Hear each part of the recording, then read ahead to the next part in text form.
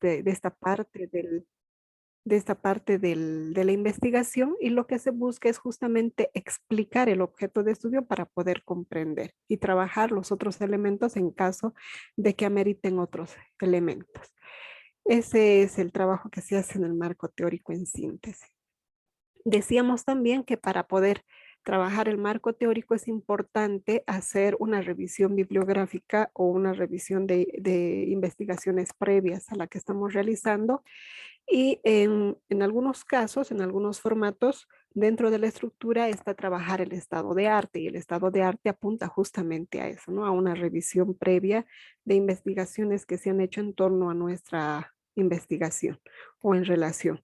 Y que de alguna forma este estado de arte tiene dos funciones, dos objetivos, ¿no? Por un lado está servir de base para el trabajo de investigación que se está realizando, y por otro lado sirve para poder comprobar o demostrar que no se está realizando un plagio, ¿no? Podríamos nosotros utilizar un trabajo similar y el plagio sin hacer referencia, ¿no? También veíamos que es necesario identificar elementos teóricos, ¿no? Em, y estos elementos, estos subtítulos, ir organizándolos de forma jerárquica, de forma secuencial, para poder trabajar el marco teórico. Decíamos, bueno, aquí les muestro, me estaban comentando y consultando la anterior sesión, el día de ayer, justamente sobre un formato que podría servir para el estado de arte. Existen varios formatos, ¿no? Que por lo general es la institución la que designa el formato, pero si no hubiera un formato y ustedes prefieren trabajar con esta estructura, podría ser útil, ¿no? Esta estructura es una estructura donde nos pide, por ejemplo, el nombre del documento en la parte de arriba, el título de la investigación, la institución donde pertenece esa investigación, el autor de la investigación, los antecedentes del tema. Luego registramos la formulación del problema o las preguntas de investigación. También se registra el objetivo de investigación, la hipótesis o la idea a defender que se está utilizando en esa investigación, los conceptos abordados, los conceptos más importantes abordados en esa investigación, no los conceptos en sí, sino los títulos de los conceptos. Luego, el aporte de investigación, que en muchos casos el punto principal del estado de arte es justamente este, ¿no? El aporte de la investigación, la que estamos haciendo referencia. Se registra también el análisis de la investigación hecho por el que está tomando en cuenta, es decir, el investigador que está realizando la tesis, y finalmente algunas observaciones en caso de que sea necesario, ¿no? Estos son los puntos que se podrían tomar. Esta es una estructura que solicitan en alguna de las instituciones en educación superior, pero si les sirve, podrían utilizar esta, ¿no? Dependiendo si es que la institución no les exige, porque en algunas instituciones únicamente exigen el nombre, el título y el aporte, nada más, ¿no? Aquí hay un cuadro más completo. Muy bien. También veíamos acerca de algunas normas que se tienen que cumplir en el formato, sobre todo si se aplica el estilo APA, el uso de las mayúsculas, por ejemplo, ¿no? Aquí tenemos un ejemplo de cómo una institución podría aplicar este uso de mayúsculas dependiendo del nivel de encabezado. Obviamente, este ejemplo que estamos mostrando no corresponde a ninguna de las versiones del APA. En muchas instituciones lo que hacen es simplemente relacionar o fusionar dos o más versiones para poder elaborar un solo formato, ¿no? De nivel de encabezado para el uso de las mayúsculas. Y es lo que estamos viendo aquí, ¿no? Por conveniencia de la institución y para uniformar, esto es lo que se ha estado haciendo. Luego, pues de acuerdo al nivel de encabezado, el uso de mayúsculas va de primer nivel, pura mayúscula, el segundo nivel, en la primera letra mayúscula y el resto minúscula, el tercer nivel igual, el cuarto ya en cursivas y el quinto igual, ¿no? Entonces, se puede reajustar de repente dependiendo de la institución. También veíamos que es tan importante el tema de la redacción, no solamente en el marco teórico, sino en el resto de los trabajos de investigación, Por ejemplo, la redacción que debería de ser en tercera persona, ¿no? Veíamos como ejemplo, a veces se registra, encontramos un desglose de, no encontramos, es una persona la que está haciendo la investigación, entonces se registra, se encuentra un desglose de. En el cuanto al tiempo también, la redacción debería de ir en tiempo presente. Es recomendable, no es obligatorio, pero es recomendable justamente para no hacer cada vez el reajuste de la redacción. Porque si nosotros hacemos la redacción en tiempo futuro, sobre todo en el diseño metodológico, podríamos registrar, se aplicará tal método, perdón, se basará en tal paradigma y se aplicará tales instrumentos de investigación. Y una vez que los apliquemos para poder hacer el informe, tendríamos que hacer el reajuste como en tiempo pasado. Se aplicó tal cuestionario a tal población, ¿no? Entonces, para evitar esto, es recomendable que la redacción sea en tiempo presente, ¿no? Es decir, se puede recabar datos que permiten apoyar la aplicación del método de registro del paciente, por ejemplo. Luego, también algunas normas del formato, ¿no? Para la impresión en el tamaño de hoja que habíamos visto que tiene que ser el tamaño carta, en papel bond blanco, los márgenes que podrían ser de entre el superior e inferior 2.5 centímetros, el izquierdo 3.5 para poder aplicar el empastado o el anillado. Y en el caso del derecho igual 2.5. Esto varía dependiendo de la institución, ¿no? En cuanto al tipo de letra, les decía que lo común es aplicar el Arial 12, pero algunas instituciones permiten, dependiendo de la versión del APA, podrían permitir Arial 12 o Times Roman 12. En alguna otra versión lo que pide es el Arial 11 o Times Roman 12 porque el Arial es más grande que el Times Roman, ¿no? En cuanto a los párrafos, lo que se pide es que la sangría sea desde la izquierda, no sangría de espacios, porque algunas veces para el párrafo nos piden 3 espacios, 5 espacios para poder empezar el párrafo. Para uniformar, de repente es más recomendable que se empiece desde un principio. El interlineado que sea 1.5 entre líneas y en lo posible el espacio que tendría que haber entre párrafos o títulos y subtítulos o título con párrafo que sea con un espacio más o menos como vemos en el gráfico blanco, en el cuadro blanco de un espacio anterior de 12 puntos o posterior de 12 puntos, ¿no? Bien, en cuanto a la numeración debería de ser de 1.5 y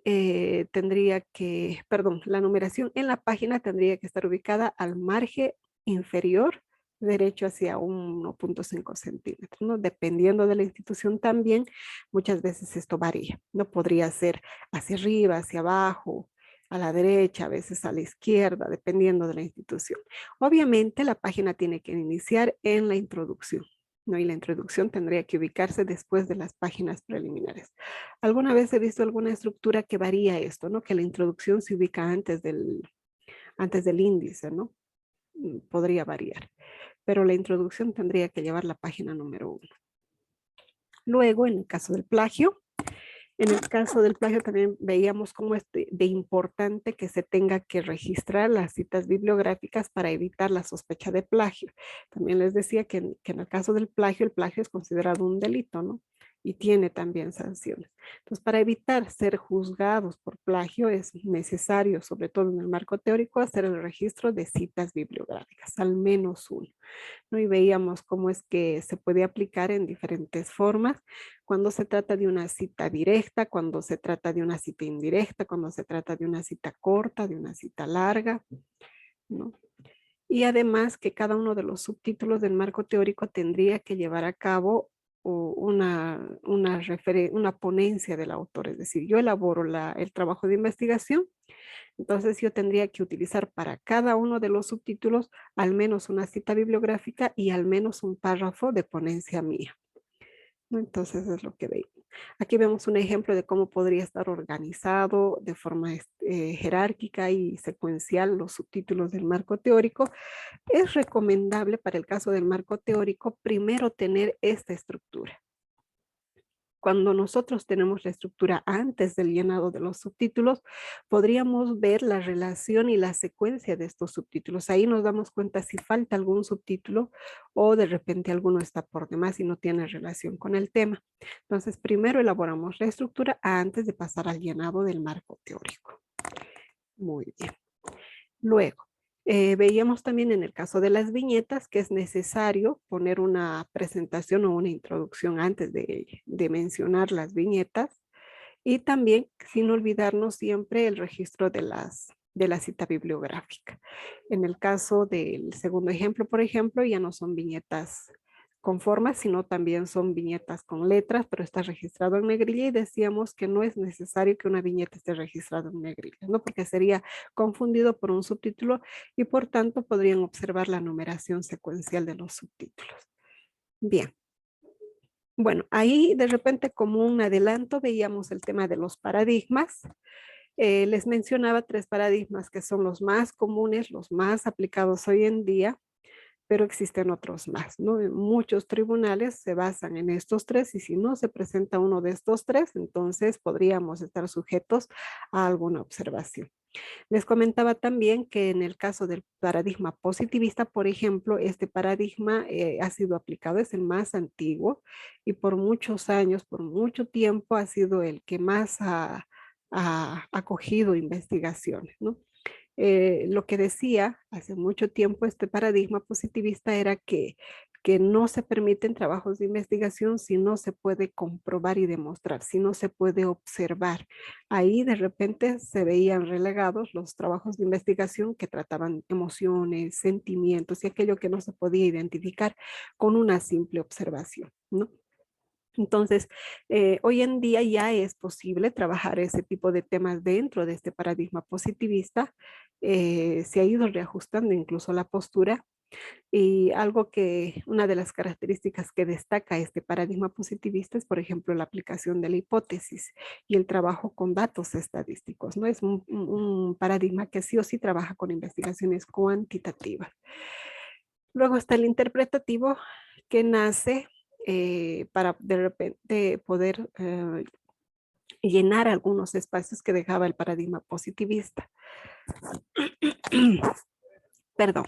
Y en el caso del interpretativo, que sí se puede aplicar una hipótesis o también se puede aplicar una idea a defender, ¿no? Se puede trabajar también temas cualitativos en el caso del interpretativo y también aspectos cualitativos en cuanto a la recolección de información. Se pueden aplicar otros instrumentos que nos dan una información más cualitativa.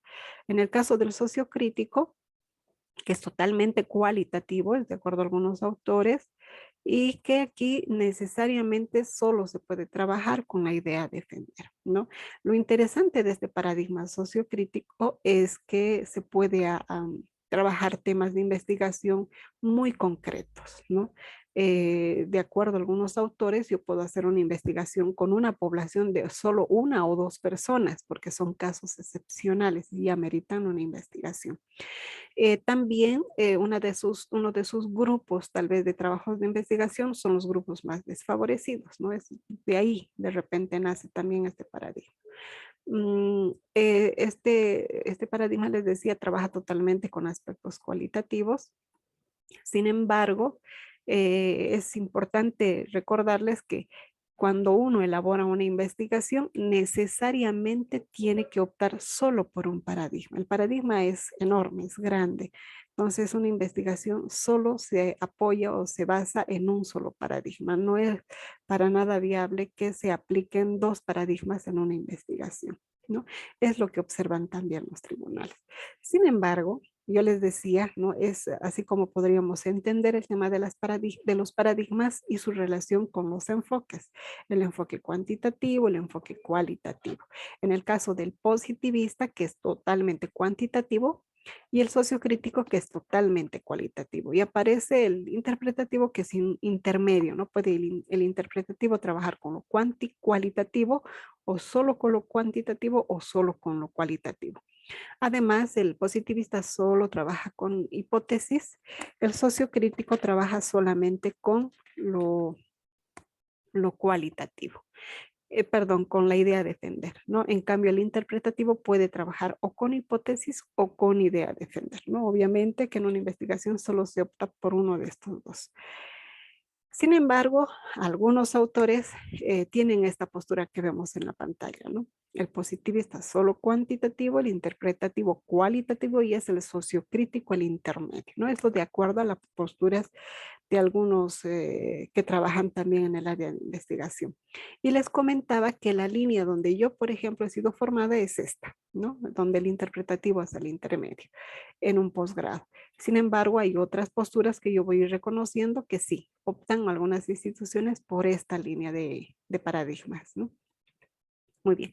Avanzando. Bueno, antes de avanzar, no sé si hasta aquí hay alguna duda, alguna consulta, alguna opinión.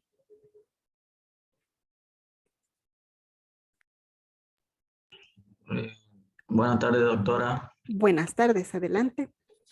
Doctora, yo me olvidé preguntarle el otro día cuando usted estaba explicando sobre los objetivos específicos, este, si en un objetivo específico se puede escribir dos metas que se quieran alcanzar. Es decir, con dos verbos. No, no Ah, dos ya. verbos. Dos intenciones. Exactamente. Muy bien. En realidad, el objetivo general apunta solo a una meta, ¿no? Es lo que se quiere lograr con el trabajo de investigación. Pero eso no quiere decir que nosotros podamos, dentro de la investigación, identificar causas y efectos, por ejemplo, que son dos intenciones diferentes. Sí se puede, por supuesto que sí. Hay algunas investigaciones, por ejemplo, que quieren comprobar cuál es la causa de este efecto. En ese caso estamos hablando de una investigación correlacional, ¿no? Por ejemplo, entonces hay dos intenciones, sí se puede. Ah, ya. Está bien, doctora. Gracias. No hay de qué. Muy bien, no sé si alguien tiene alguna consulta hasta aquí. Buenas tardes, doctora. Buenas tardes, adelante. Una consultita. En estos tres tipos ¿qué tipo de investigaciones entrarían, digamos, en el ámbito positivista, interpretativo o sociocrítico? Muy bien. Les explico, en el caso del positivista, donde trabaja necesariamente con hipótesis, es solamente comprobación. Antiguamente solamente se buscaba comprobar la hipótesis. Por ejemplo, cuando yo hacía un experimento con un grupo meta y demostraba el efecto de ese experimento, ¿no? Para poder demostrar, comprobar mi hipótesis. Entonces, para poder hacer esto, este paradigma lo que nos pedía es tener una población representativa. Eso quiere decir que yo tenía que aplicar con una población grande, ¿no? Y de esa población grande yo sacaba una muestra que representaba al grupo grande. Por lo tanto, mis datos eran muchos. Y para poder mostrar estos datos, yo necesariamente tenía que hacer tablas, cuadros en porcentajes, ¿no? O tortas. Entonces, esas investigaciones pertenecían o pertenecen hoy en día todavía al positivista. Antes eran temas solamente cuantitativos, ¿no? Hoy en día, como les decía, ya hay temas más cualitativos que se trabajan en el positivista, pero que la intención es sacar datos estadísticos, ¿no? En algunos casos, porcentajes. Por ejemplo, yo podría ver en una institución, o en una empresa de repente para ver la satisfacción de la atención de los recursos humanos de repente de una empresa, ¿no? Voy a dar un ejemplo muy general, no soy del área, pero podría dar ese ejemplo. Entonces, yo lo que voy a hacer es acudir a los clientes que se sirven de esa empresa y poder hacer una encuesta, un cuestionario para que ellos me den la satisfacción que sienten frente a esta empresa. Pero como son muchas personas, lo que yo hago es el cuestionario y sacar datos en porcentaje, ¿no? El 70% de los que se sirven de la empresa refieren que sí es muy agradable la atención, el 30% refiere que no es agradable. Por ejemplo, ¿no? Entonces, hoy en día ya se pueden tocar temas cualitativos, como por ejemplo la satisfacción, que es algo más subjetivo, ¿no? Otros temas que se pueden trabajar en el positivista es, por ejemplo, ver las causas y efectos, ¿no? Si es que hay una mejor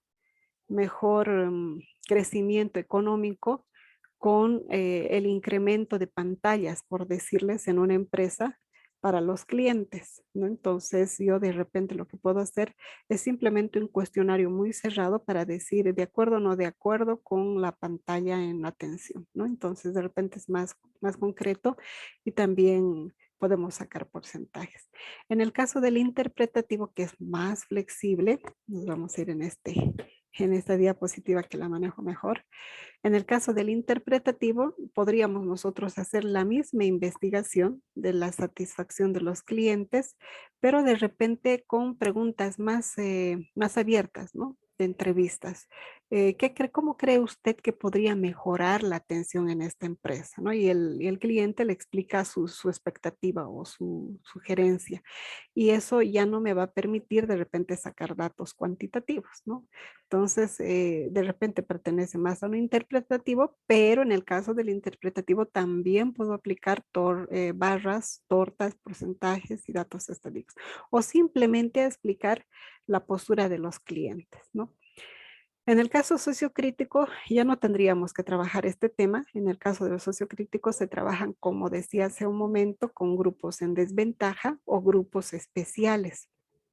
Es decir, de repente yo lo que quiero es identificar, tengo el caso de estudiantes en una unidad educativa que además de tener dislexia y discalculia, son estudiantes que, qué sé yo, de repente tienen Asperger, voy a inventarme el ejemplo.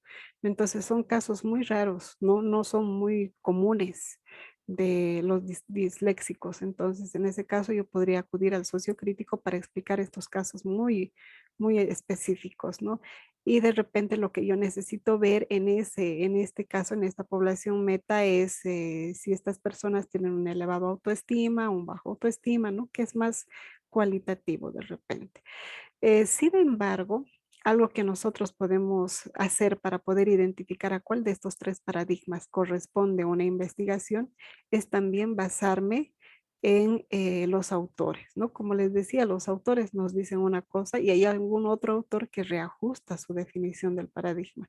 Entonces, nosotros vamos a acudir a un autor y ahí, cuando ustedes revisen el significado de los tres paradigmas, se van a dar cuenta automáticamente a cuál de estos paradigmas pertenece, ¿no? Porque no sé cómo, pero el tema se direcciona a uno de estos paradigmas.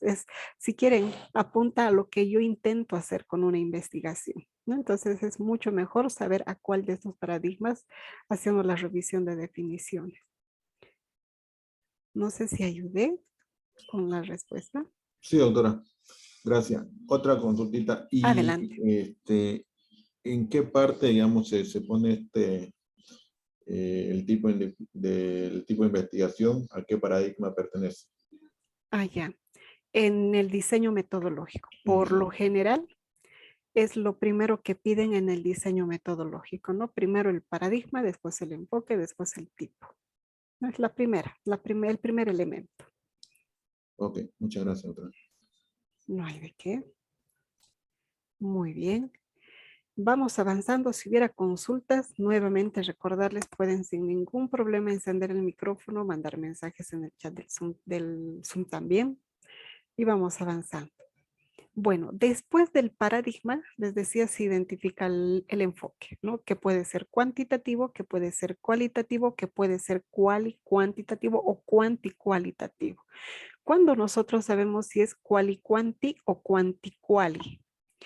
Existen autores que nos explican y nos dicen cuando es una investigación mixta, siempre se inclina hacia un lado más que hacia el otro.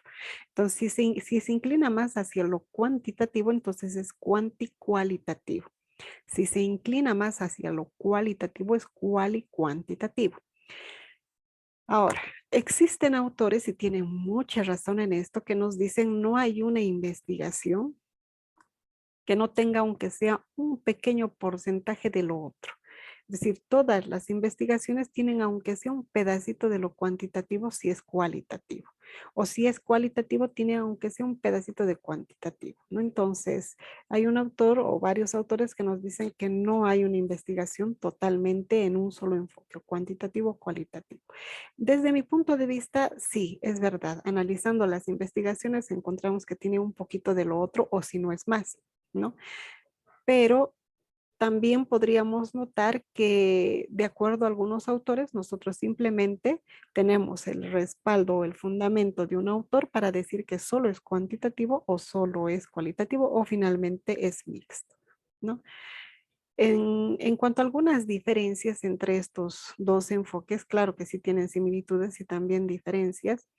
¿Y qué son estas las diferencias? Las que nos ayudan a ver a cuál de estos enfoques pertenece. Entonces, desde saber si es cuantitativo o cualitativo, ya nos damos cuenta a qué paradigma podría pertenecer, ¿no?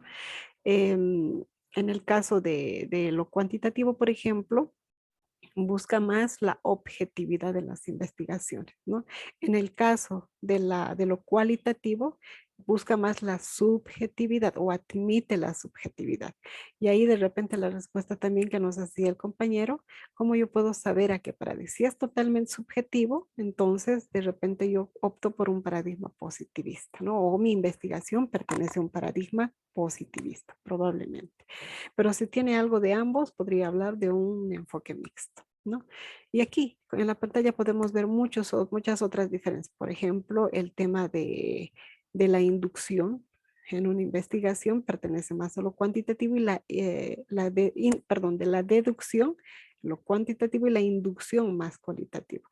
Si trabaja con una hipótesis es un enfoque cuantitativo. Si trabaja con una idea a defender, trabaja con lo cualitativo. Aquí en la diapositiva dice se generan hipótesis.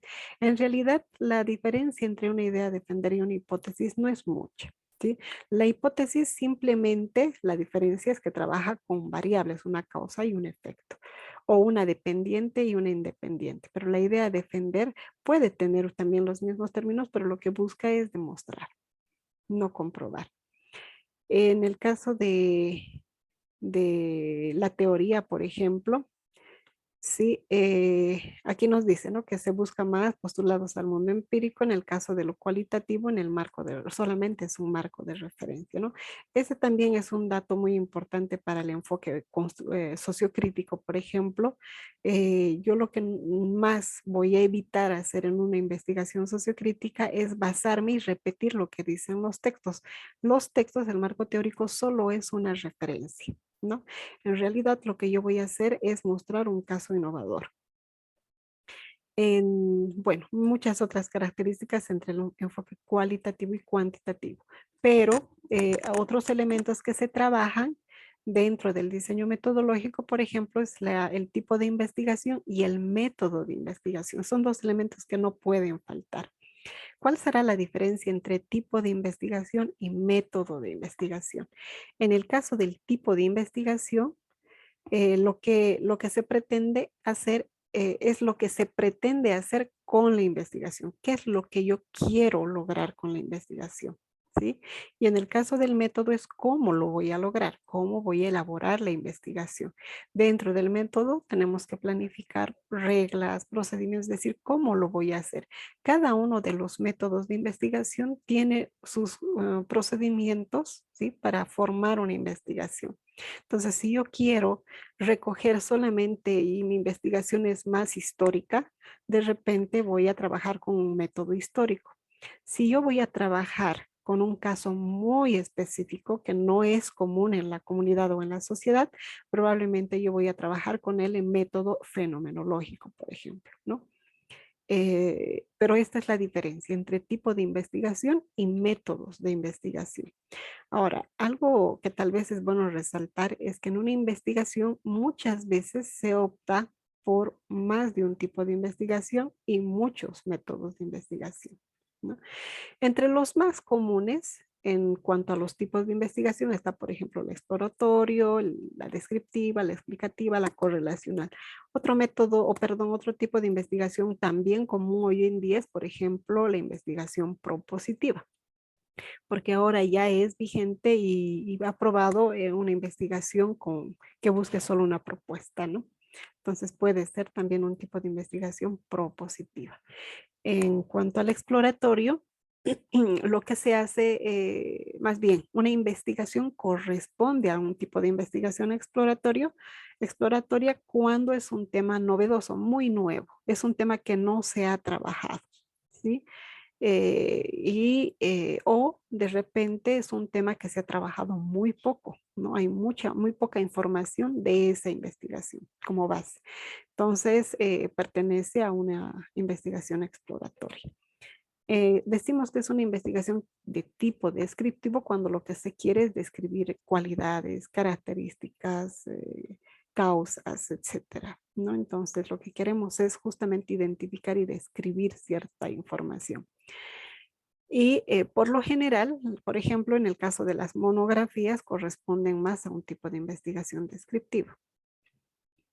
En el caso de las investigaciones de tipo explicativo, son aquellas que lo que buscan es explicar justamente las causas, las razones de un fenómeno, ¿sí?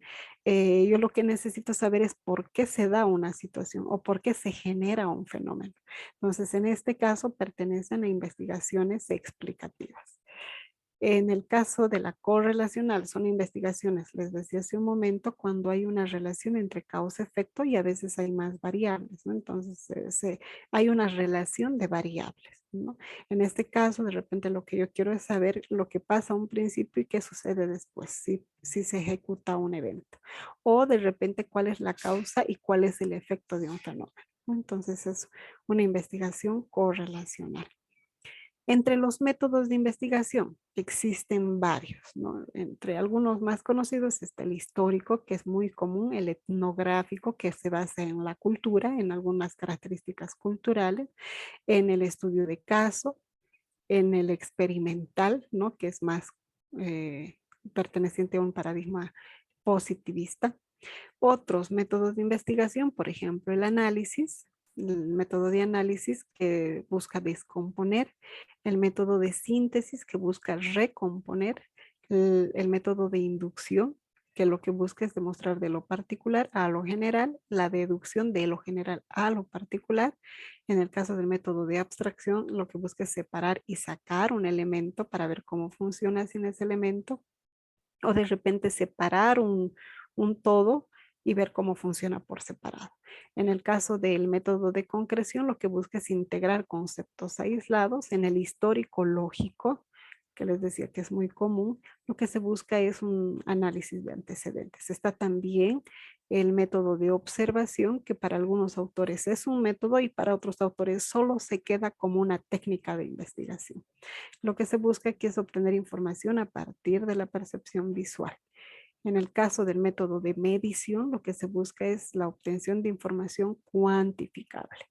El método de experimentación, que para algunos autores no es un método, es un diseño de investigación. El experimental, el no experimental, el cuasi experimental, que son parte de un diseño de investigación y no de un método, ¿no? De acuerdo a algunos autores. Lo que se busca en este caso es revelar relaciones de un fenómeno y a veces el efecto. En el caso del etnográfico que les decía, ¿no? Se retoma o se toma en cuenta los aspectos culturales. Y el estudio de casos, que hace una descripción de un fenómeno, ¿no? De un fenómeno en un caso. Aquí vemos varios métodos, existen otros métodos más. Es por eso que les decía que a veces una investigación no solo se queda con un método, sino se puede quedar con varios métodos. Bien, en cuanto a los resultados o a la recogida de información, existen técnicas e instrumentos, ¿sí? Entre los más comunes de las técnicas está la observación, está la entrevista y la encuesta. Son los más comunes, ¿no? Está también los datos, ¿no? Que su instrumento es la recogida, como se llama, el estudio de análisis o los análisis de información. Entonces tenemos estas tres técnicas que son las más aplicadas, las más comunes, no las únicas, pero sí las más comunes. En el caso de observación, puede ser una observación participante, no estructurada, estructurada. Puede ser una observación de participante conocida, una observación de participante no conocida, una observación no participante conocida y una observación no participante no conocida, ¿no? Entonces pueden haber varios tipos de esta técnica. Y en el caso de la entrevista, lo que se busca son preguntas abiertas o cerradas, pero con la opción también de que haya más información de la que de la que se puede obtener solo con un cuestionario, ¿no? Entonces hay aportes, hay opiniones en cuanto a la información que se recoge por medio de esta técnica. Está la encuesta, ¿no? Que lo que nos permite es un acceso más general de información, más indirecta, ¿no? Uno de los instrumentos que se aplica aquí es, por ejemplo, el cuestionario, ¿no? Muy bien. Y va más o menos en esta forma. Lo que yo hago es aplicar mis técnicas, ¿no? Que en este caso, si ustedes observan, está la encuesta, la entrevista y la observación, los más comunes. Entonces, cuando yo redacto mis técnicas, elijo mis técnicas, obviamente de cada técnica voy a resaltar o voy a mencionar al menos un instrumento para recoger la información. Entonces, de cada técnica va a salir por lo menos un instrumento, pueden salir más. Como en el ejemplo que está abajo, ¿no? En instrumentos de investigación, para la encuesta está el cuestionario. Y ahí pongo si es para estudiantes, para docentes, si es para clientes, si es para el personal interno, ¿no? También en el caso de la entrevista, su instrumento podría ser, por ejemplo, una guía de entrevista. En el caso de la técnica de observación, su instrumento podría ser una guía de observación. Entonces, si se dan cuenta, tiene relación las técnicas con los instrumentos de investigación. O sea, es información secuencial, no es solamente relleno. En el caso del análisis de la información que se ha recogido, si yo tengo tres instrumentos, ¿sí? Está el cuestionario, la guía de entrevista y la observación, por lo tanto, yo tengo que recibir información de esos tres instrumentos. Entonces, lo que yo voy a hacer es armar mis instrumentos, esos tres instrumentos para la recogida de información. Por ejemplo, en un primero está el cuestionario y yo elaboro mis preguntas del cuestionario. En la guía de entrevista elaboro mis guías para hacer las preguntas de la entrevista, ¿no? Y en perdón, aquí tendría que ser observación. Mil disculpas, error de typeo. En el tercer punto, en la parte de abajo tendría que decir una guía de observación. Lo voy a corregir después. En el caso de la guía de observación, tengo que ver qué elementos voy a observar. Entonces, lo que se quiere para poder realizar la recogida de información en forma más ordenada y que me pueda dar una información más práctica, lo que yo puedo hacer es que la pregunta 1 del cuestionario tenga que ver con información que también voy a recoger en la guía de entrevista 1. Y lo mismo en la 1 del instrumento de guía de observación, ¿no? Entonces, si me permiten, para no perdernos, voy a poner guía de observación. Perfecto, ahora sí. Muy bien, ahora sí, nuevamente agrando. Bien, ahora sí. Entonces, la pregunta 1 del cuestionario yo puedo orientar para que tenga mucha relación con la pregunta 1 de la guía de entrevistas y la guía de observación, ¿no? Entonces, con la 1. La 2 con la 2 y con la 2. La 3 con la 3 y la 3, ¿no? Y así sucesivamente. Es una forma de organizarme para poder hacer la triangulación. ¿Sí? Porque en la triangulación lo que yo voy a hacer es comparar las tres informaciones que estoy recogiendo.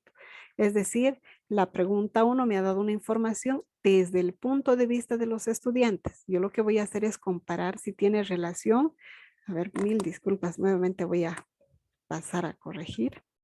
Aquí no le vamos a poner vecinos, le vamos a poner solamente para darles un ejemplo, docentes. Y la guía de observación al aula, ¿no? Supongamos, más o menos así. Y ahora sí.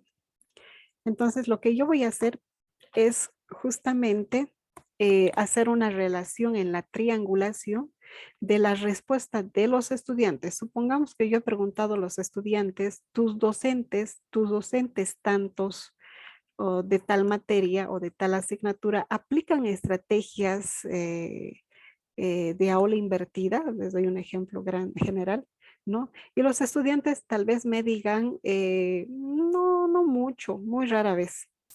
Y en la guía de entrevista a docentes, ellos sí me digan, ¿no? Usted aplica estrategias de aula invertida en el aula y ellos me digan, sí, es muy constante, cada día, cada clase aplico esa estrategia.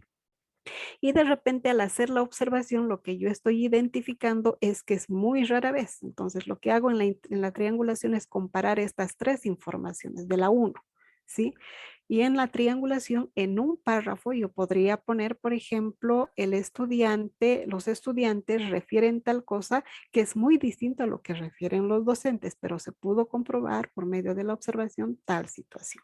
Entonces, lo que yo estoy haciendo en la triangulación es relacionar esta información de estos tres grupos y sacar una conclusión. Es decir, por lo tanto, esto es lo que sucede frente a esta situación.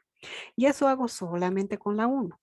Después paso a la 2. Entonces puedo yo tener la información y la relación de estos tres grupos en la 2 y hacer un párrafo en la triangulación, ¿no? Y así sucesivamente. Ahora, puede ser que de repente no necesito hacer esa misma coincidencia entre las preguntas, la 1 con la 1 con la 1, la 2 con la 2 con la 2. Entonces yo de repente hago mi cuestionario a los estudiantes dirigido a lo que yo necesito saber, que no tiene mucha relación con la entrevista de los docentes o de repente no tiene relación con la observación. Entonces puedo yo no cumplir con esta secuencia o esta relación.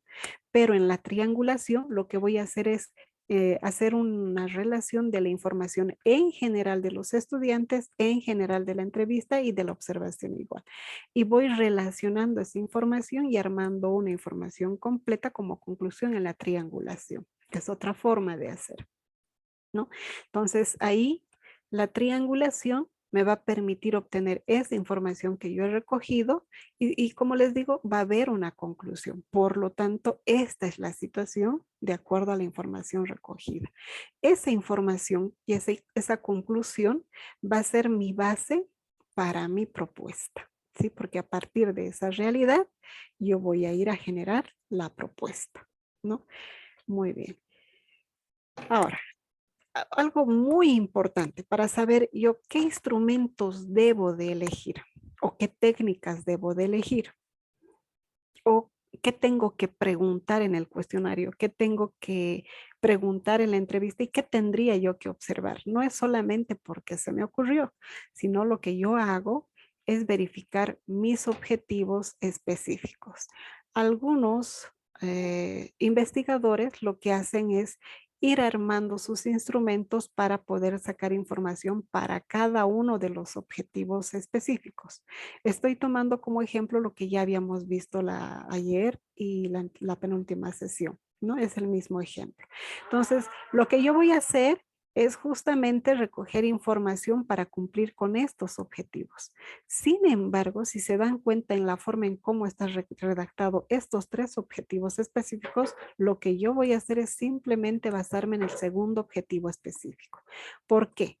Porque es de esta forma como yo organicé mis objetivos específicos. El primero me va a generar el marco teórico. No necesito recoger más información porque mi información ya está en el marco teórico. En el 3, en el diseñar estrategias, tampoco voy a recoger información porque lo que aquí voy a hacer es justamente hacer la propuesta. Entonces, solamente voy a abocarme al segundo objetivo específico para que en función a esto yo sepa qué instrumentos debo recoger y qué debo preguntar. ¿no? Aquí en el segundo objetivo específico, por ejemplo, nos dice identificar los procedimientos de inclusión educativa aplicados en la carrera de psicología, ¿no? De tal universidad. Entonces, lo que yo aquí tendría que hacer para cumplir con este objetivo específico es justamente acudir a información primero de los estudiantes, si los estudiantes me pueden informar si hay algún tipo de inclusión, de repente, o si ellos quisieran que haya algún tipo de inclusión, porque de repente mi objetivo, lo que quiero en mi objetivo general es justamente proponer. Si yo quiero proponer, los estudiantes me van a explicar sus expectativas dentro de la inclusión educativa. ¿Qué te gustaría que se trabaje para la inclusión educativa? ¿No?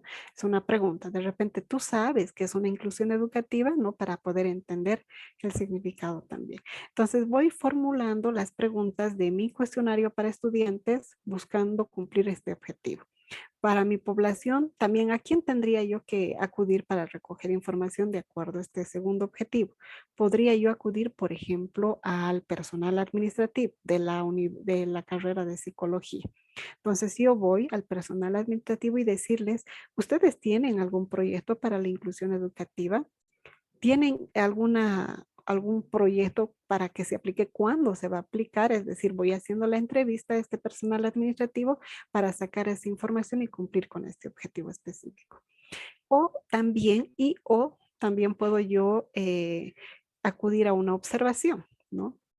Ir y verificar por ahí el personal administrativo me dice, sí, tenemos ya algún avance con el tema de la inclusión educativa, entonces lo que yo podría hacer es ir directamente a observar esos avances.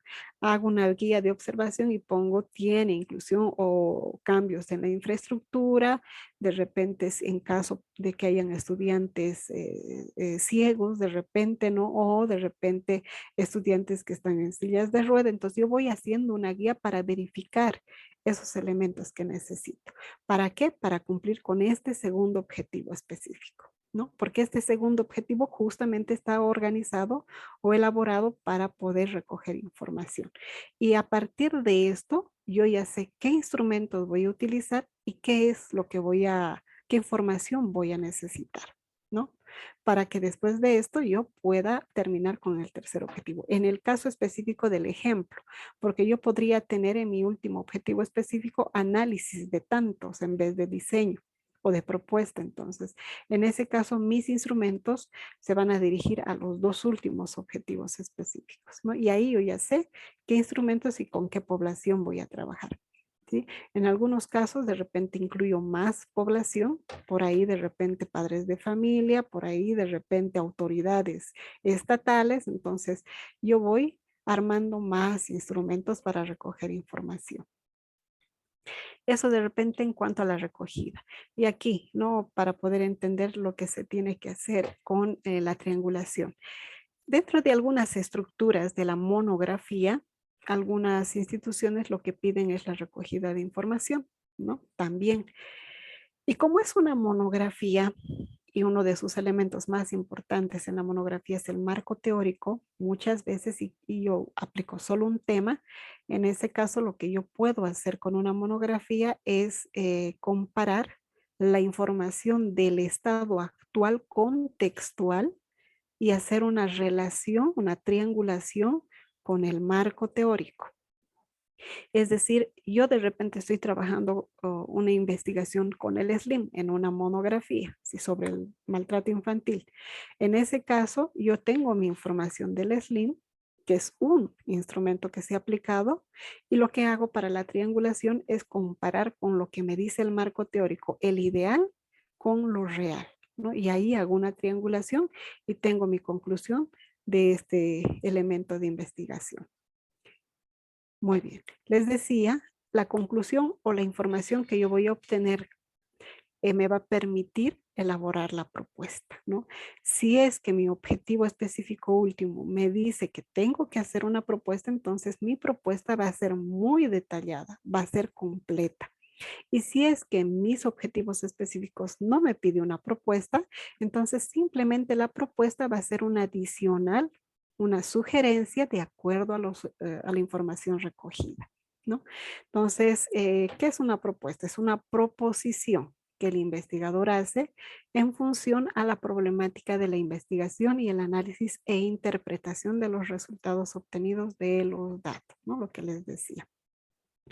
Muy bien. Esta es una estructura muy general de la propuesta. Estamos hablando que hay fundamentos de la propuesta. Sí o sí tiene que haber un nombre, sí o sí tiene que haber un fundamento, sí o sí tiene que haber un objetivo o objetivos de la propuesta.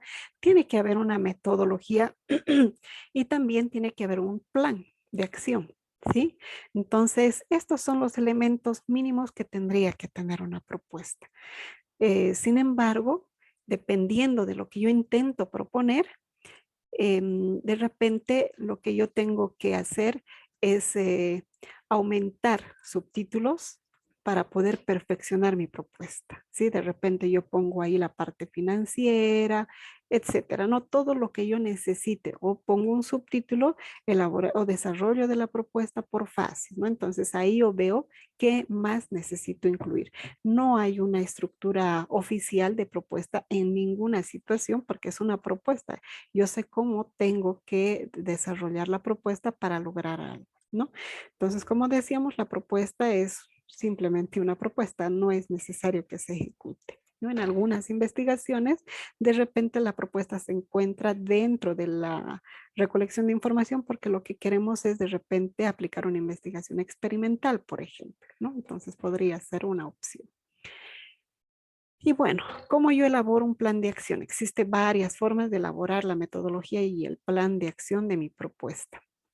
Aquí vemos un ejemplo muy común, ¿sí? Cada uno decide cómo, pero este es un ejemplo común. Puedo yo además basarme en los objetivos específicos de mi propuesta, que no es lo mismo que mi investigación, es decir, mis objetivos de la investigación es una cosa, mis objetivos de la propuesta es solo de la propuesta, no de la investigación, ¿no? Entonces, tomando en cuenta estos objetivos específicos de la propuesta, lo que yo puedo hacer, por ejemplo, es elaborar actividades para cumplir con ese objetivo, ¿no? Voy elaborando las actividades. Para poder alcanzar estas actividades, voy planificando tareas, ¿no?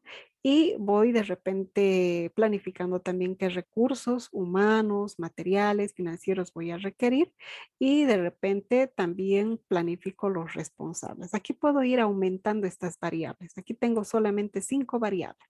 El objetivo específico, la actividad, tareas, recursos, responsables. Puedo ir aumentando las variables para poder lograr demostrar mi propuesta, ¿no? Es una forma. Existen varias formas, por fases, de repente, o por simplemente actividades. En el caso de las conclusiones y recomendaciones, se dice, de acuerdo a algunos autores, que el objetivo, los objetivos específicos tendrían que generar las conclusiones, ¿no? Es decir, el objetivo específico 1 me dice la primera parte, el primer momento que he desarrollado en mi investigación. Por lo tanto, la conclusión va a estar dirigido a la síntesis, al resumen de lo que se hizo en ese primer momento. Lo mismo con el segundo objetivo específico, ¿no? Mi segunda conclusión va a ser apuntando a esto y lo mismo con la tercera. Ahora, se dice para poder organizar mejor el trabajo de las conclusiones, yo puedo elaborar un párrafo para el primer objetivo específico, un segundo párrafo para el segundo y un tercero para el tercer objetivo. Pero también de repente mi mayor trabajo se ha encontrado en el objetivo específico. Entonces yo de repente en el la segunda conclusión lo voy a desglosar en más de 2 o 3 párrafos, ¿no? Pero tengo una idea de cómo organizar y desarrollar mis conclusiones a partir de estos objetivos específicos. Algunos autores nos dicen que en la visión horizontal de mi investigación hago esto, ¿no? Objetivo específico, mi conclusión. Y de repente en una tercera parte aquí se encontrarían las recomendaciones a partir de cada conclusión.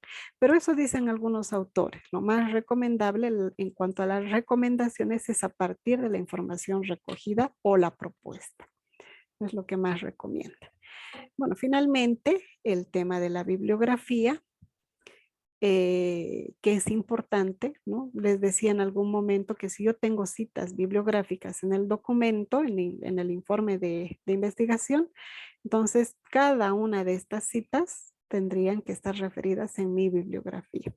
Dentro de la bibliografía, ¿qué se tendría que tomar en cuenta? Libros, revistas, leyes, manuscritos, tesis, manuales, periódicos, incluso hasta videos, ¿no? Y muchos otros materiales más. De acuerdo al APA, lo que se redacta es primero el apellido del autor, luego la letra del nombre, ¿no? En mayúscula, entre paréntesis el año, el título del documento, si tuviera edición, se registra, si no, no. El lugar y la editorial, ¿no? Es por lo general es lo que se registra.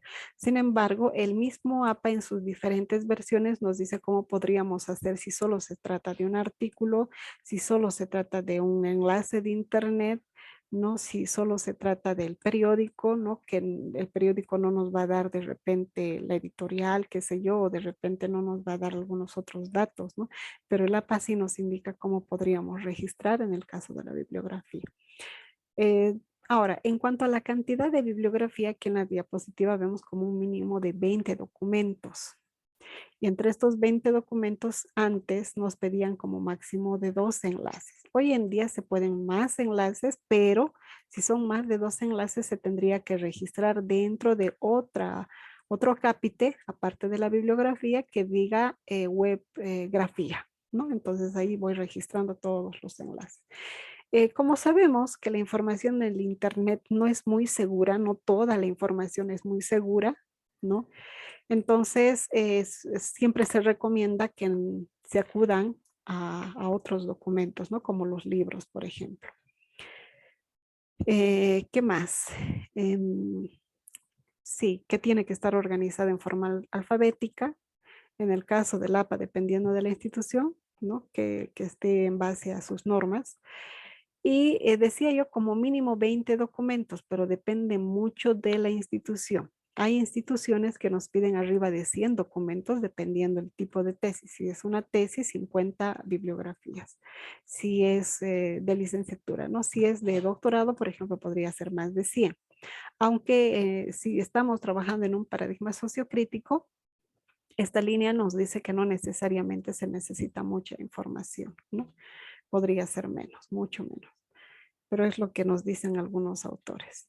En cuanto a los anexos, les decía que en el informe de la investigación, ya sea una monografía, una tesis, etcétera, un proyecto de grado, solo va a encontrarse la información más importante, solo la más importante, ¿no?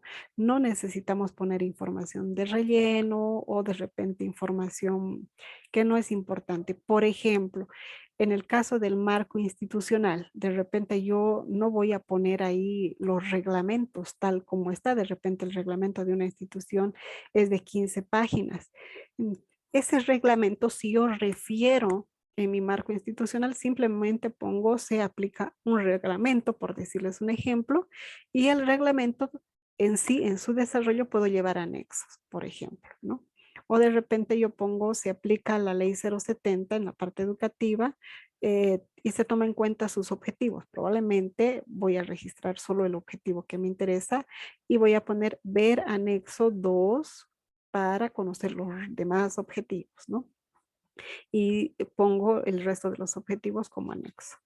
Algo que siempre tiene que estar en una investigación en caso de que se hayan llevado instrumentos de investigación es el formato, ¿no? Del instrumento de recogida de información. Las preguntas de la guía de entrevista, las preguntas del cuestionario y qué elementos se han tomado en cuenta en la observación en caso de que yo haya aplicado estos 3 instrumentos, ¿no? Entonces, eso es lo que se tiene que encontrar en los anexos. Como dice el título de anexos, dice solamente es la información de documentos complementarios, solo eso. Aquí tengo un ejemplo, ¿no? Es una entrevista a expertos, ¿no? Y estas son las preguntas que he elaborado yo para los expertos, ¿no? Entonces, este sería el anexo 1. En el caso del anexo 2, en el ejemplo nos dice que se ha hecho una guía de observación, ¿no? si hay participación en las reuniones, qué formas de consultas, etcétera, ¿no? Entonces, solamente mi guía. Estos dos instrumentos, así en formato, tengo que ponerlos en la parte de anexos, por ejemplo, ¿no?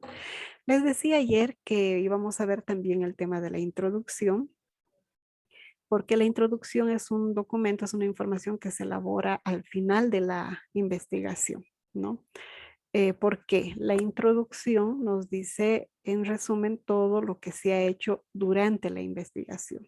Yo no puedo predecir, sino lo que hago es elaborar la introducción al final. Es lo común, es lo ideal, aunque muchas veces la institución nos pide a un principio, ¿no? Pero es lo ideal, aplicar al final. ¿Qué hago en la introducción? Primero tengo que hacer una reseña de las partes más importantes. En este caso, mil disculpas, dice monografía, en realidad es una investigación. Por ejemplo, puedo yo hablar acerca del tema, del problema, si es que he trabajado con objetivos generales. No tengo que repetir los objetivos, tengo que referirlos solamente, ¿no? Hablar en general del marco teórico, no mencionar los subtítulos, solamente a manera muy general los puntos más importantes en cuanto a los subtítulos.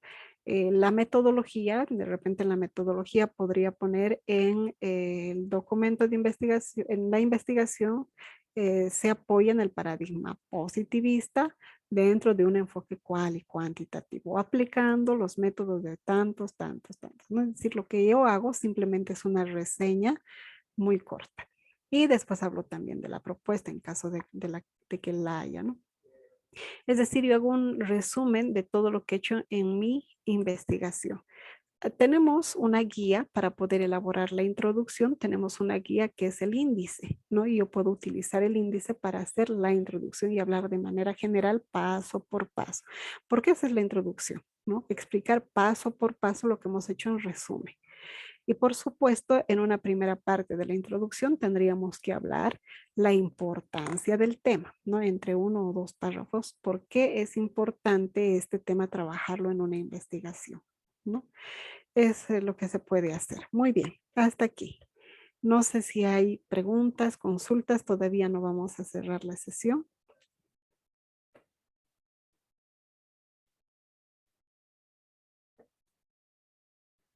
No hay adelante, adelante. Doctora, una consultita. Bueno, ahora como todo está, toda bibliografía se educa por internet, en la mayoría de las veces, ya no muchos libros ni nada. Cuando se consulta por la web algún libro, en la bibliografía, en la cita bibliográfica ya, se pone la web o se pone el título o el autor del libro que se ha consultado. Si es un documento en internet que está mostrando un libro, es mucho mejor registrar el libro, ¿no? Mucho mejor. Si es que no tenemos datos de esa información, bueno, tendríamos que registrar solo el enlace, ¿no? En la web. Gracias. Muy Ok. bien. Bueno, aquí en la parte de la introducción, lo que me ha aclarado muchas cosas. En muchos trabajos que he visto, más que todo ponen antecedentes del tema, digamos, ¿no? Algo que va de lo general a lo específico. Pero según la explicación que usted dice, nos ha dado ahora, va más del tema de estudio que se está realizando, ¿no? Exacto, exactamente. Sí, es verdad. Tanto en antecedentes, sí, va de lo general a lo específico. Alguna vez he escuchado en una defensa, por ejemplo, compartiendo en un tribunal, donde pedían lo mismo en la introducción. Es muy cierto, ¿no? A veces nos piden, pero como su nombre dice, la introducción es la presentación del trabajo de investigación. Y en muchos casos, de acuerdo a la institución, a veces nos piden el relato por capítulos. En el capítulo 1 se habla del problema donde se encuentra tal información. En el capítulo 2 tal. En el capítulo 3 tal, ¿no? A veces nos piden incluso eso, ¿no? Entonces, simplemente la descripción de lo que se hizo en la investigación.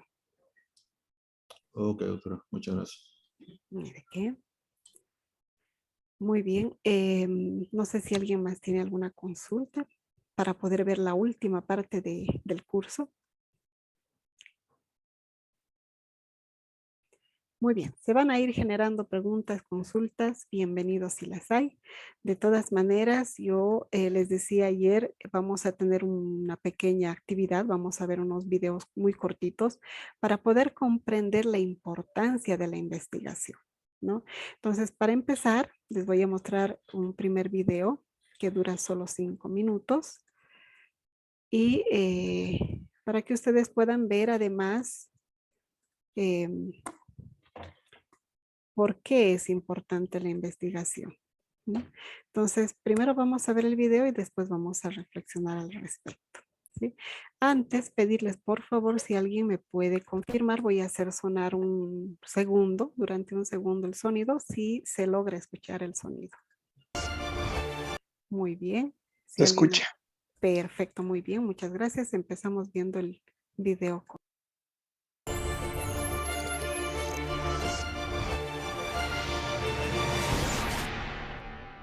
En esta ocasión te quiero llevar hacia el futuro para mostrarte lo que nos espera en cuanto a tecnología. Aquí va a haber un top de las 5 mejores tecnologías del día a día del 2050, pero puede que no haga falta que esperemos tanto, ya que la tecnología avanza muy rápido. Así que vamos a empezar nuestro conteo de las 5 mejores tecnologías que nos encontraremos en el futuro. En esta posición te presento al brazalete proyector. La idea de llevar nuestra información a cualquier lado se popularizó gracias a que los smartphones ofrecen funciones que nos dan acceso a un sinfín de servicios para así tener todo a nuestro alcance en el día a día. El concepto de decir que el bracelet es simple pero complejo a la vez.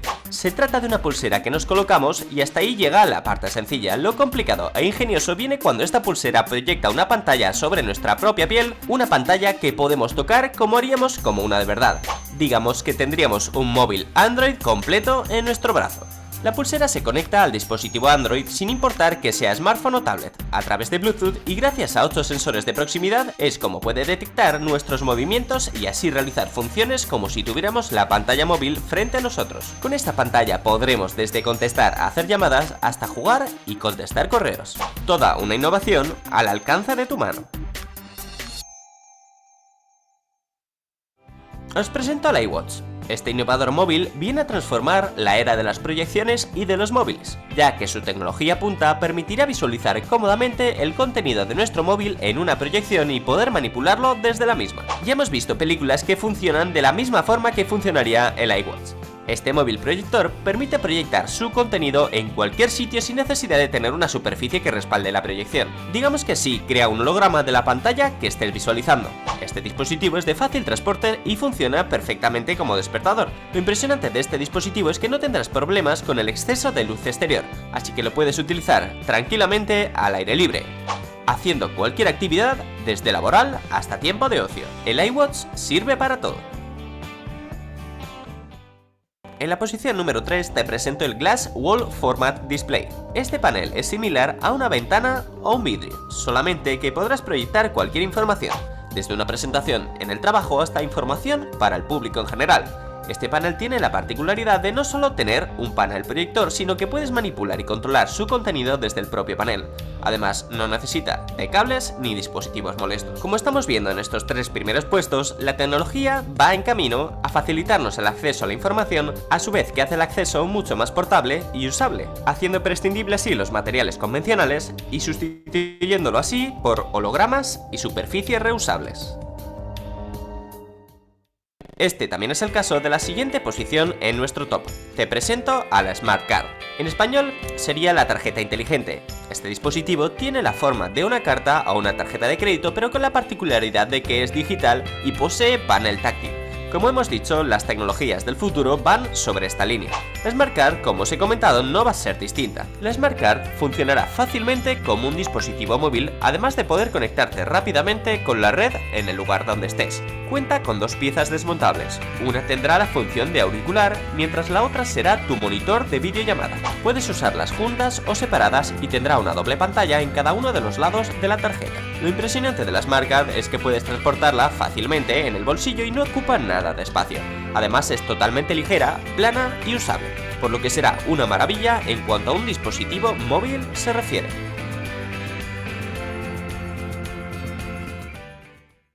Presentado también los brazaletes protectores, tarjetas inteligentes y móviles asombrosos, en la última posición quiero presentarte al Smart New Paper, lo último en la tecnología de paneles digitales. Esta innovadora idea viene inspirada en la conservación del ambiente, ya que te olvidarás de tener que imprimir y gastar papel para ver diferente información.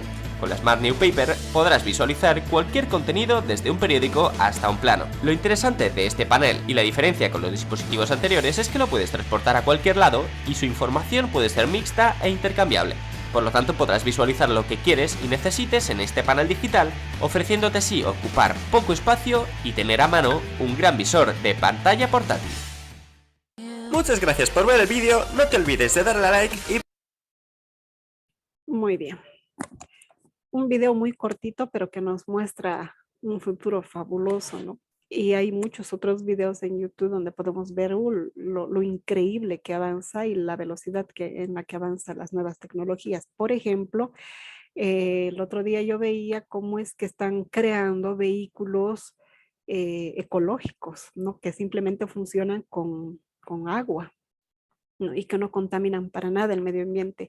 Son invenciones que se están haciendo para vivir mejor, para dar soluciones, para facilitarnos la vida. El tema del celular, por ejemplo, es un dispositivo que nos ayuda bastante en comparación a las ventajas que teníamos antes, ¿no? Es increíble lo que ahora podemos hacer, comunicarnos en cuestión de segundos con personas que están al otro lado del mundo.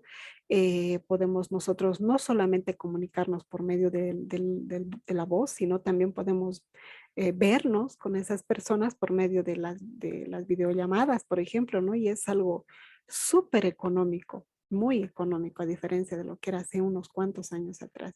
Es increíble cómo es que todo este avance nos ayuda en la vida cotidiana y además nos va a ayudar más adelante. No sabemos las invenciones que va a haber. Este video de repente es futurista, no conozco yo esa realidad todavía, pero sí hay muchos otros donde sí son reales, ¿no? La creación de robots, cómo es que ellos además nos ayudan, ¿no? Facilitan la vida. Y es interesante, podríamos hacer mucha reflexión al respecto y cómo es que el avance de a veces muchas investigaciones y en algunos casos solo de la nueva tecnología alivia la vida, ¿no? Está, por ejemplo, el tema del otro día yo veía un video donde se ha creado un pequeño robot, ¿no? Que mide creo que unos 1 centímetro me parece, o 2 centímetros de largo me parece. Es más o menos como una tableta, una pastilla. Eh, y esto tiene unas cámaras impresionantes, ¿no? Una persona las ingiere y con estas cámaras podemos ver cómo están los intestinos, el intestino delgado, el grueso, todo, ¿no? Es impresionante ese avance que ya está casi terminado, ¿no? Este proyecto. Y con eso, lo que decían también los inventores es que con esto vamos a poder prevenir el cáncer de colon, por ejemplo, ¿no? Entonces, ayuda y facilita la vida. Entonces, esto nos impulsa de repente a ver cómo nosotros podemos generar mayor beneficio para la sociedad y para la humanidad. Sin embargo, les decía en algún momento al principio del curso, lo triste es que muchas veces estos logros, estos alcances a veces generan muchos problemas y dificultades también para la humanidad. Entonces, les voy a mostrar un video cortito también para poder ver que no solamente es lograr muchos beneficios, sino que también a veces estos proyectos lo que hacen es perjudicar a la misma sociedad, ¿no? Entonces, les voy a mostrar un nuevo video para poder entender lo que les acabo de decir. Un segundo. Muy bien, ahora sí. De la misma forma, por favor, si alguien me puede confirmar si el sonido se escucha bien. Muy bien. ¿Se escucha bien? Perfecto, vemos este video cortito entonces.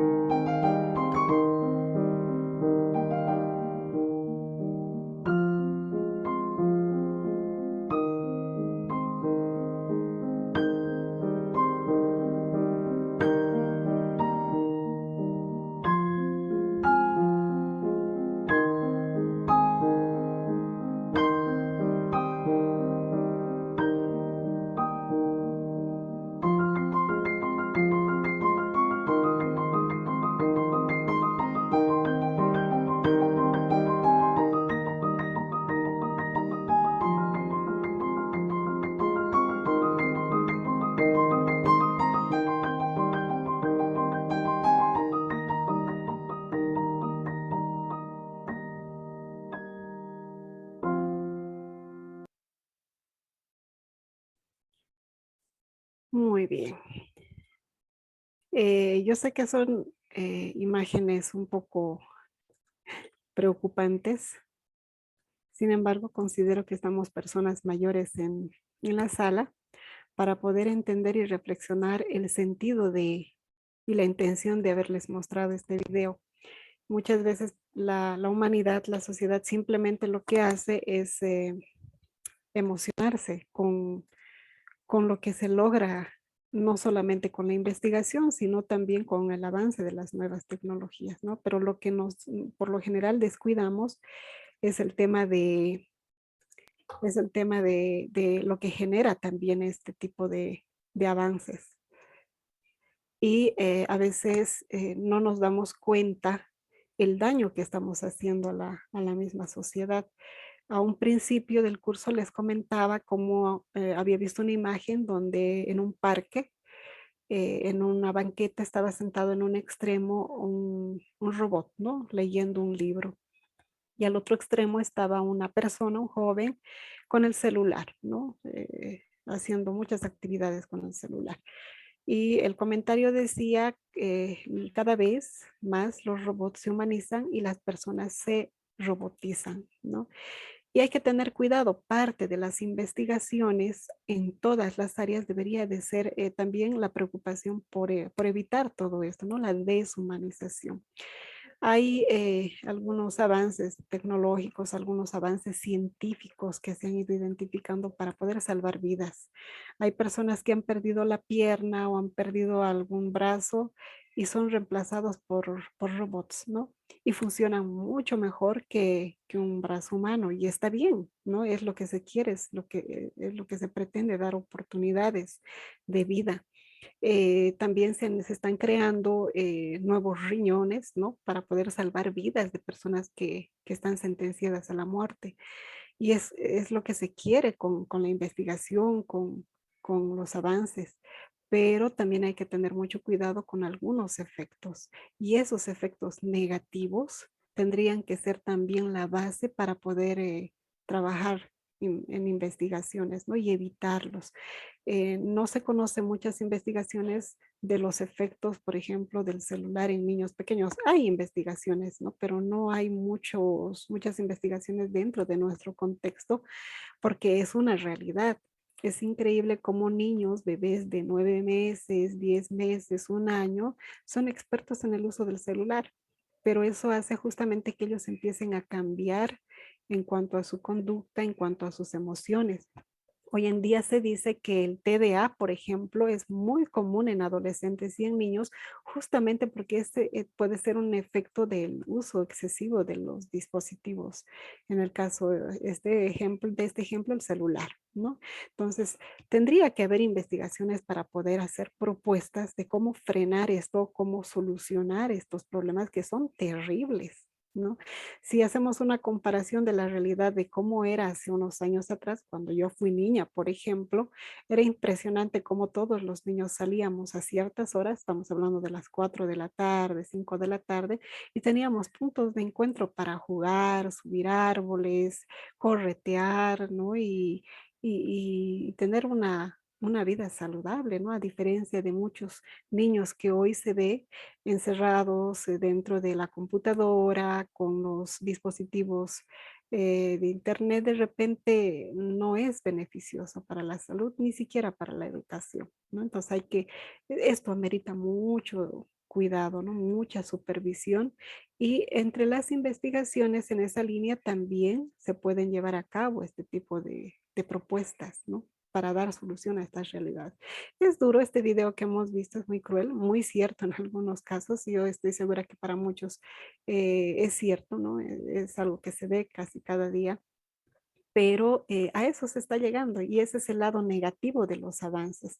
Es algo que se tiene que trabajar para poder prevenir esta situación, ¿no? O de repente poner un freno. Y es la reflexión que yo esperaba de repente y buscaba también con el curso para que ustedes puedan pensar en muchos otros temas que también ameritan un tema de investigación. Muy bien, hasta aquí, no sé qué opinan, no sé si tienen consultas, opiniones, dudas.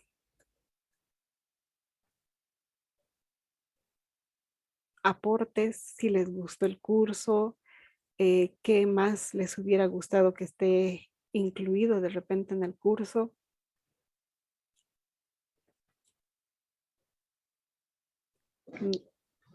Adelante. De mi parte, doctor, agradecerle, la verdad que se nota en usted la predisposición por colaborarnos, ¿no? Obviamente algo que sí podríamos solicitar y rescatar era de que nos puedan facilitar justamente las grabaciones de estos cursos para poder obviamente ir repasando. Se han visto obviamente en 4 sesiones, obviamente es un tiempo corto, ¿no? Pero obviamente comprendemos.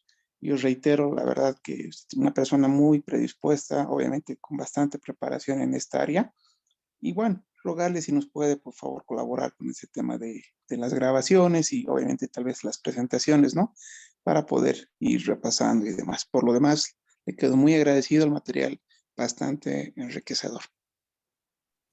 Muchas Muchísimas gracias. gracias. No, más bien yo la agradecida por la asistencia y por la participación y por las preguntas que muy de hecho, estas preguntas y esta participación enriquecen incluso la información para mí. En cuanto a las grabaciones, sí, las grabaciones ya se encuentran en la plataforma, me indica coordinación que ya está, que hoy se les va a enviar los usuarios y contraseñas. Y de la misma forma, como hoy estamos cerrando el curso, hoy voy a enviar a coordinación también estas diapositivas que hemos visto que tal vez en algún momento a alguien le pueda servir para que ustedes también puedan tener este material, ¿no? No sé si alguien más desea comentar algo, alguna sugerencia, opinión, consulta. Adelante.